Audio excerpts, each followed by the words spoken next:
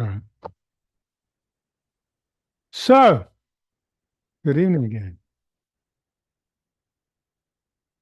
So that was a guided meditation that draws from the Visuddhimagga, which is a 5th century CE Sri Lankan text. So what I'm going to do now is I'm going to give you a little bit of background on that text, just so you know where it comes from and a bit of the context. And then I will talk through what we just did, because these are important steps out of that teaching. And they're all reusable steps. They're all things you can practice with. There's a guy by the name of Buddhagosa, who was Indian. So actually, even before that, in the first, so second, third century CE, for a couple of hundred years, there was an increasing concentration of Buddhist practice actually in southern India and moved across into Sri Lanka. Buddhagosa went south and then he crossed to Sri Lanka. I believe it was 412 CE, and he lived in Sri Lanka for a little over 20 years. He was a Buddhist monk, and this was a time when Buddhism was becoming popular in Sri Lanka. And actually, Sri Lanka was to become, when Buddhism disappeared from India, Sri Lanka was to become the center out of which Buddhism then spread to Southern Asia. It spread to Myanmar, Thailand, Laos, Cambodia, so across to Southern Asia. And the Buddhist teachings, as they come down to us, the Pali Canon teachings, actually come from Sri Lanka from this time. Buddhagosa, as I say, he went to Sri Lanka. He was a prolific writer. So the Pali Canon is actually quite large. There's a whole lot of ancillary texts like the Dhammapada, the Jataka tales. There are a whole series of tales about the enlightenment stories of all the monks and nuns and disciples. There's a lot of stuff in there, but there's 4 core volumes, each of which is about 1,500 printed pages in English, 1,200, 1,500 pages.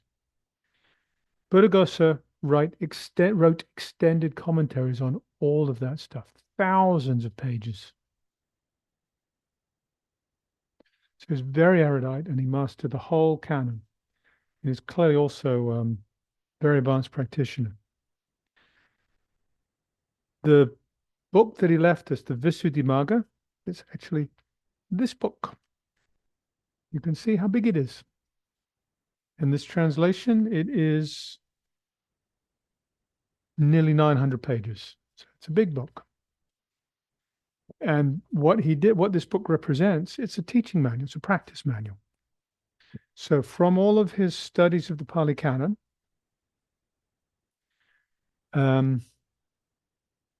he distilled it down and wrote a practice text, a step-by-step practice text. First 150, 200 pages of this book are about the virtues or the precepts. The last 200-300 pages are about understanding, which is really its view and thought. And then the middle chunk is about concentration.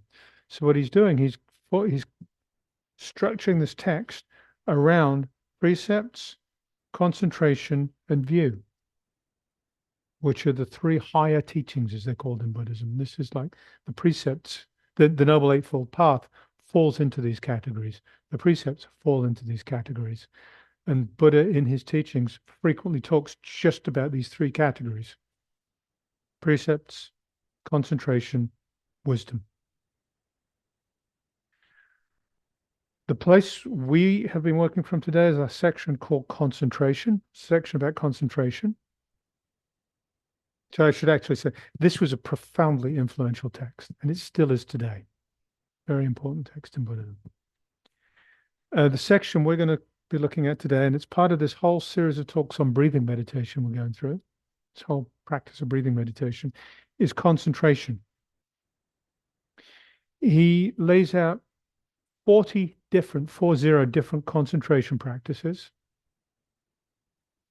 One of them is breathing, and so there's calls them 10 kasinas, and those include the four elements, so earth, water, fire, and air, and then colors and space. He has the Brahma Viharas in there. He has breathing in there. It's a whole list of 40 of these things. And he classifies them. We talked about this last week, the different practices, different concentration practices, shamatha practices, are actually antidotes for different hindrances. So he looks at them in the same kind of way. He says, breathing meditation, how does he? I wrote it down here. Maybe I didn't. He doesn't use it as an antidote for restlessness, but he uses breathing meditation as an antidote for certain factors. He uses the unpleasantness of the body as an antidote for greed, which is what I talked about last week. So there's this matching of the objects of meditation with temperaments, kind of as antidotes for certain temperaments. He sets this up so these concentrations lead to unification of the mind. What you're doing is you're concentrating, you're bringing the mind to bear on a single object. And that becomes what I talk about, drawing from Guagu's teaching, as the method. So we're focusing here on a single object. As we focus on that single object or our method, the concentration becomes stronger, the object becomes clearer and sharper focused, and the two collapse. So we end up with unification of the mind. Mind from scattered goes to concentrated, then goes to unified. And it unifies with the object. So ultimately, there's no subject, no object. It tightens in away from distraction and then to where it's just unified. And in the tail end of that meditation, hopefully you started to get a taste of that unification. Everything just starts to disappear. There's just this concentration. So he talks about breathing meditation in here. He spends quite a chunk of time talking about breathing meditation. He anchors it first on the Anapanasati Sutta, which is what we're going to talk about next week. That's one of the central sutras in the Pali Canon, one of the most important sutras in the Pali Canon. Anapanasati is in-breath, out-breath. So that's what we're going to talk about next week. But he concentrates it on that. He goes through a section by section commentary on the sutra, just on the passing the words and the language of the sutra. And then he moves into, so what does this mean as a practical matter? And that's the bit I want to focus on here, because he talks about this practice in stages. He talks about it in stages in two different ways. And he does so anchoring on the first tetrad. So I need to do this first. The Anapanasati has 16 steps. The first 4 steps are about just breath and the body. Breathing in long, I know I'm breathing in long. Short, I know I'm breathing in short. Then I become aware of the body and I calm the body. And that's it. That's the first tetrad. And then we go on from the body to the feelings and the mind, and we'll talk about that later. But he's really talking just about that first tetrad. And he says, this is for beginners. Go figure. But it's enough to allow us to really get settled into our practice.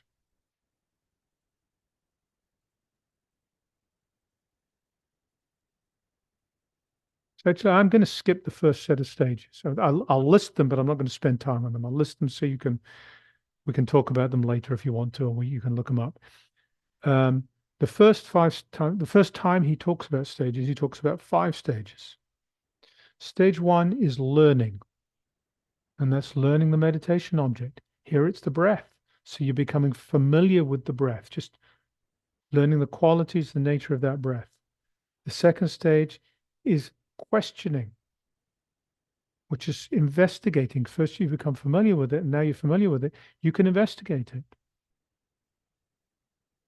The third stage is establishing.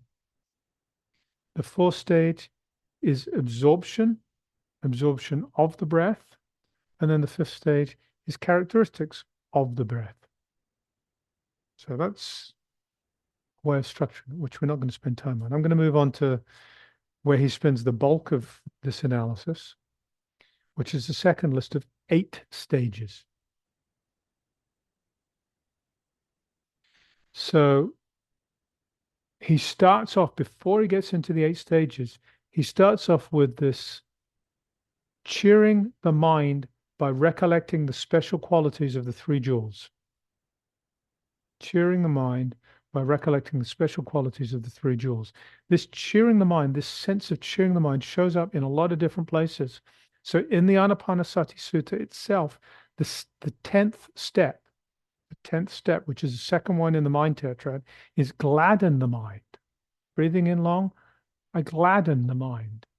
Breathing out, I gladden the mind. It's the same kind of idea. In the second tetrad, which is the feelings, when we settle into the feelings, this piti and sukha come forward very naturally. And these are joyous, very powerful, joyous. And piti is a very powerful, joyous feeling in the body. Sukha is a much more gentle feeling of peace. Very pleasant. And I talked recently, I think it was actually on Sunday last week, about the progressive relaxation that I generally go through at the beginning of a sit. And so we go through this progressive relaxation, starting at the head, dropping all the way down, and then come back in and check in with the feeling tone. Feeling content, pleasant. And that feeling tone is important because that quality is how we experience the world. So there's creating this sense of cheer in the mind is really important. It's just his way of doing it here is to do it with the 3 jewels. And this draws from, comes down to us as Itipiso Bhagawa Arahan Sama Sambuddho Veja Charana Sampano. So you've heard that many times. You've heard me chant that several times. Very, very common all across the Southern Asian Buddhist world. And those are the qualities of the Buddha. So as we settled into our guided meditation, I highlighted some of the more accessible qualities of the Buddha, the qualities of the Dharma, and the qualities of the Sangha, which are wonderful. Just reflecting on those, bringing those to mind, can bring this great sense of peace, of contentment, of happiness to mind. So we do that just to settle in, just to have the right frame of mind to enter. So then we go into the 8 stages. The first stage is counting. And what we went through in the guided meditation is exactly the steps as he described them here. Begin by counting in pairs. 1, in-breath, out-breath. 2, in-breath, out-breath. 2, 2, 3, 3. Or 3, 3 if you do in-breath, out-breath, right? And then he shifts to counting early, counting before the breath actually arises. So what happens, the breath becomes increasingly subtle. What happens as we step through the breath meditation, we lose the ability progressively to be in touch with the breath wherever we are, and we have to slip to somewhere else. This is constant shifting with the breath until eventually the breath just disappears. The body disappears.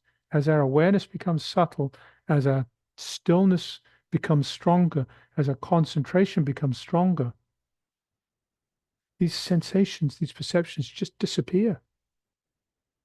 We'll talk about what that means in a minute. So we begin with this counting stepwise. So we start in pairs, and then as we settle, we shift to this counting early, just this one number early before the breath. We're counting in that stillness. We're starting to break down the barrier between inside and outside. Where is the breath? It's mind. Of course it's in here. No, it's not. Where is it? It's this. It's actually at the interface. It's not inside. It's not outside. So we stay with counting until our concentration becomes steady. Once our concentration stabilizes, things start to become more subtle. We no longer need that crutch to hold on to. We can move to something more subtle. So the second of the 8 is connection, which he describes as uninterrupted flowing. In out, just movement, just this uninterrupted flow.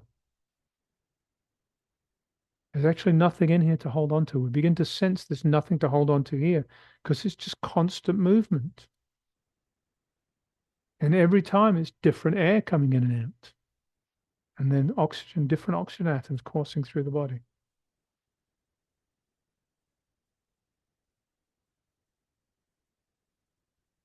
He ties connection with the next 2 steps, which are touching and fixing.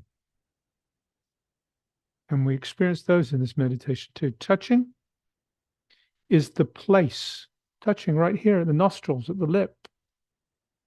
There's an actual sensation. Cool, the breeze moving. As it concentrates and moves through the nostrils, you can feel the air current move through the nose. And if we're breathing coarsely, it'll be rough. If we're breathing gently, it's smooth. There's a silkiness to it. And as the air comes in from the outside, it's cooler than the air coming from our bodies. So it's cooler going in, warmer going out. So there's this sense of touching.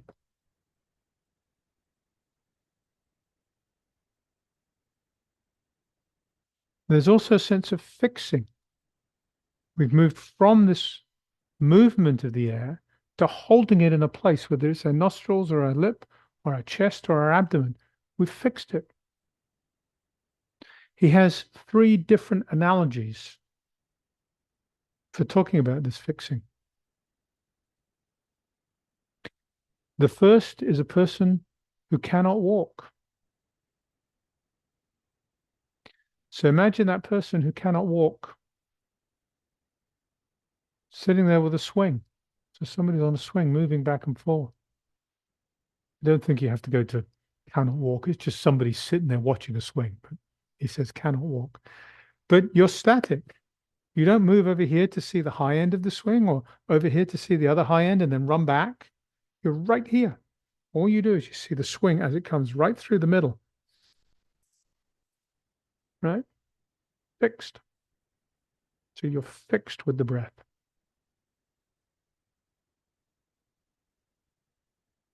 The second analogy he uses is a gatekeeper.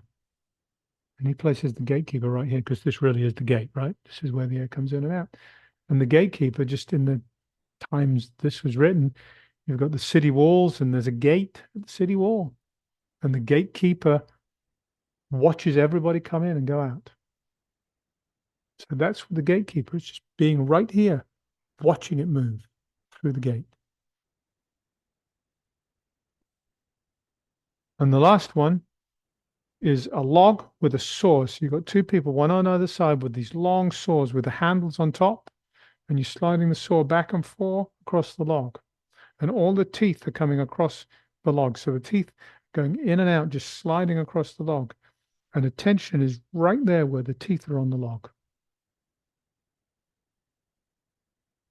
So there's this idea of fixing. We've gone from counting through this uninterrupted flow to fixing, same place. And as this proceeds, we're moving from gross experience of breath. And if you're really agitated, if you're in a very stressful situation, directly experiencing the breath grossly. can be very calming. But as you settle, that kind of gross breathing actually brings you out, breaks concentration by much more subtle breathing. So this process takes him from gross breath to more subtle to ever more subtle.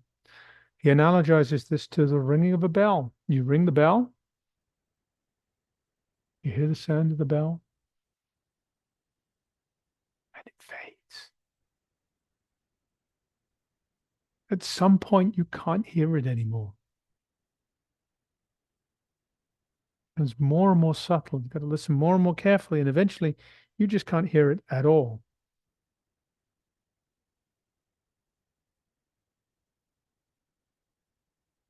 So the instruction he suggests when that happens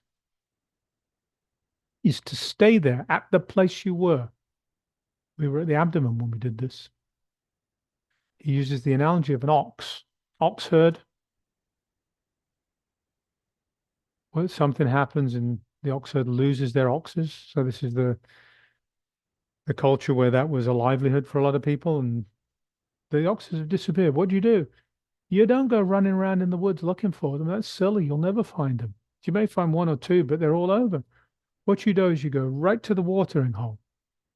They're eventually all going to come there to get a drink. So you go right there and you wait. You stay there. So his instruction is when you lose contact with the breath, when things become so subtle, you're no longer on the breath. Stay in that place, whatever that place is. You could have lost touch with the body. In fact, you likely have lost touch with the body. The body's gone as well. So you're just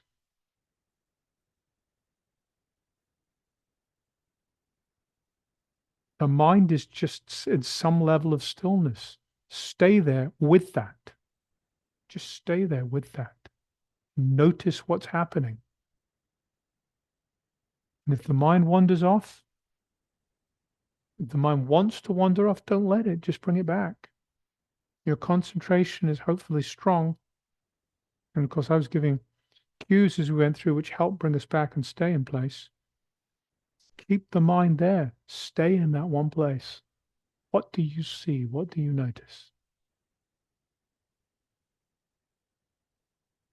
So this is where there's a shift that happens in this set of 8 steps. So the first 4 are really tightening concentration, taking us through the steps of shamatha to samadhi, to stillness, to peace. We then start moving into, in the last 4, into vipassana, insight, seeing, understanding. So calmed, and when things are calm, we can start to look and see and understand. Things are noisy, we can't. Step 5 is called observing. And what he brings out here is to observe that the breath is of the body and mind. To see where the breath comes from, what causes it. It's just a perception, folks.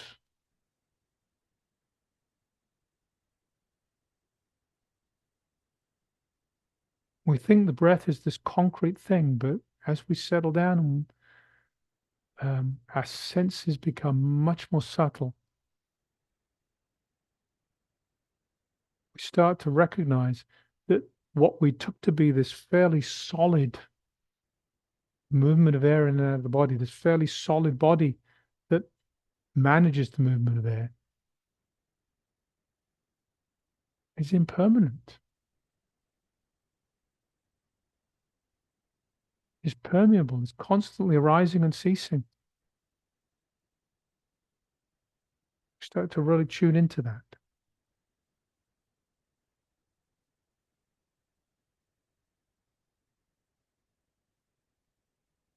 We start to recognize, and he brings out the 3 divisions of time. We start to recognize that we are right here, always right here, right now, nowhere else. It's just here, just this moment. That's it. There is nothing else. There literally is nothing else but this moment. Done. The mind has these stories of past and future. It's all in the mind. Give me the past. You can't. You can talk about your ideas of the past. It doesn't exist except in your ideas right now. But this breath, what we think of, what we perceive as breath, has this continuity over these three divisions of time.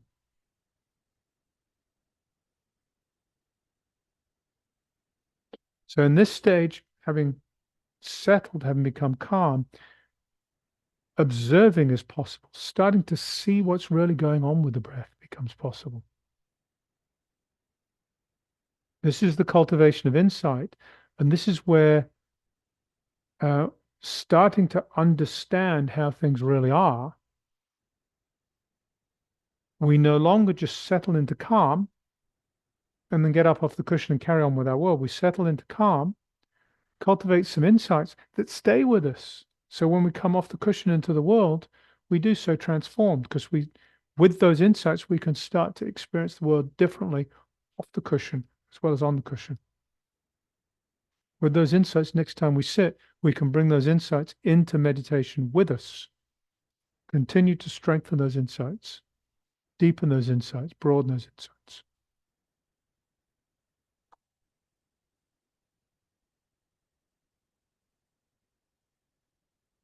The sixth step is called turning away, which he talks of as path. And my take is it's turning away from the deep ruts of habitual behavior we've carved ourselves in this life. Turning away from continuing to grind through the world of samsara. Turn away from reinforcing and rebuilding our own dukkha and the dukkha of others. Turn away from all of that to a path of greater clarity, to a path of purification, a path of wisdom. Recognizing the harm of just continuing to let our habit patterns run our lives, we turn away from letting that happen. And we start to chart a path of freedom, path towards freedom. This comes from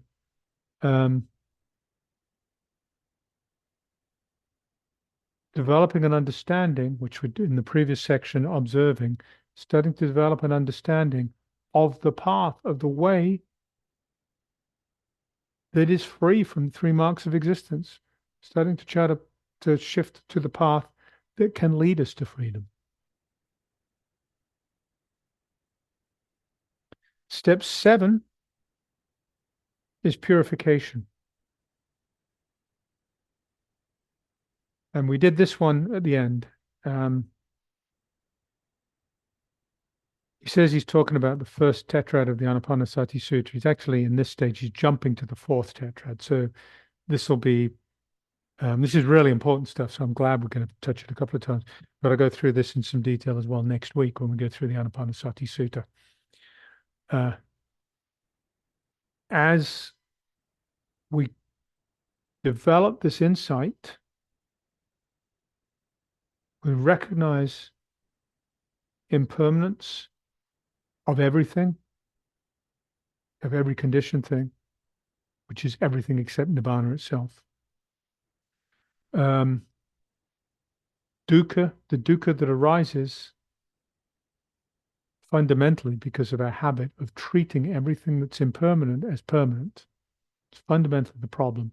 Our habit is to reify, which is to treat impermanent things as permanent.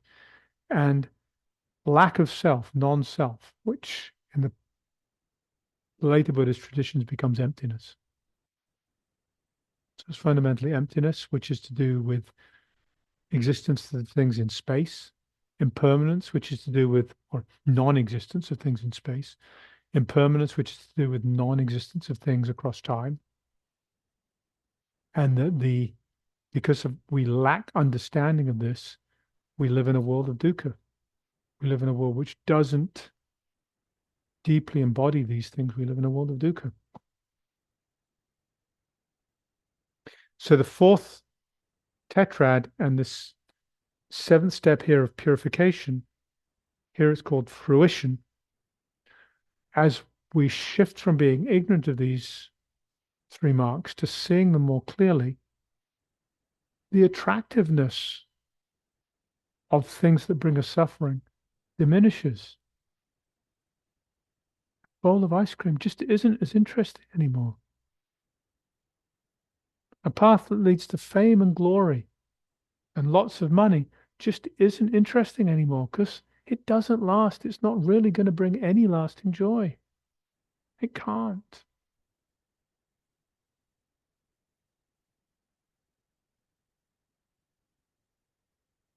So this can be misunderstood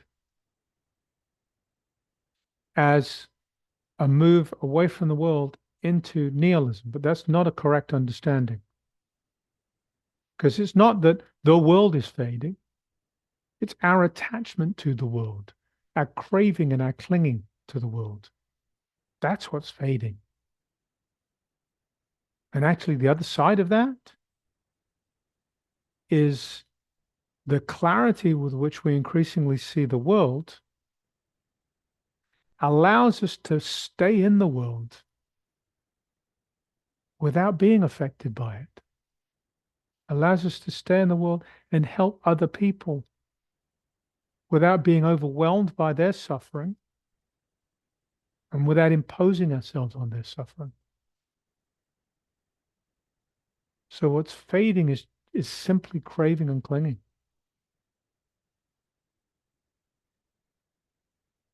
And as that fades,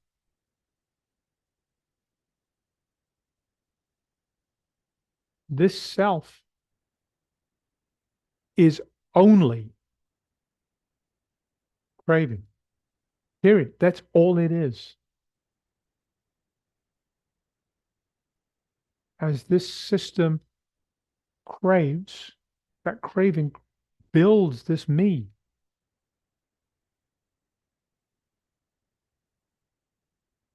So as this fading happens, this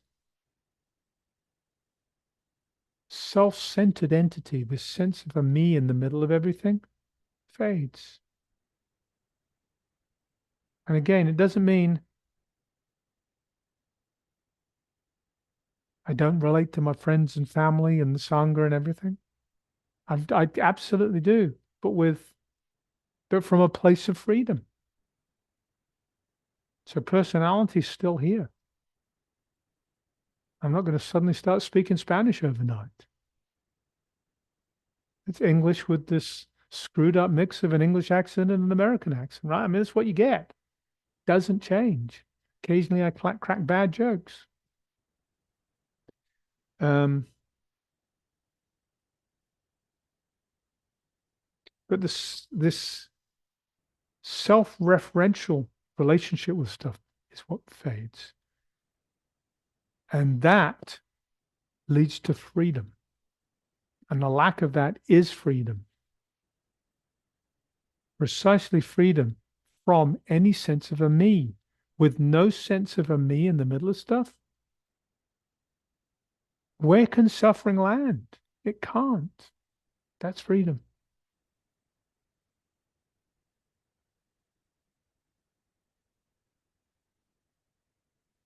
And then the eighth step is looking back. So the idea here is having traversed this path of the 7 steps at the eighth, I think he calls them stages, not steps. At the 8th stage, from the place of freedom, you can now look back at the path that's been traversed. If there's any unfinished work, you can bring that forward and do the unfinished work. But there's a perspective. There's a full awareness here.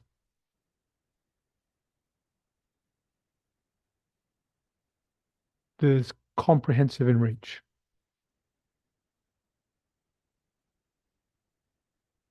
So the idea tonight was to take you through a guided meditation. So you directly experience these steps, give you a little bit of a framework, and then to take you through in some detail the process that we went through in the guided meditation. So these become elements that, with understanding, you can then incorporate in your own practice.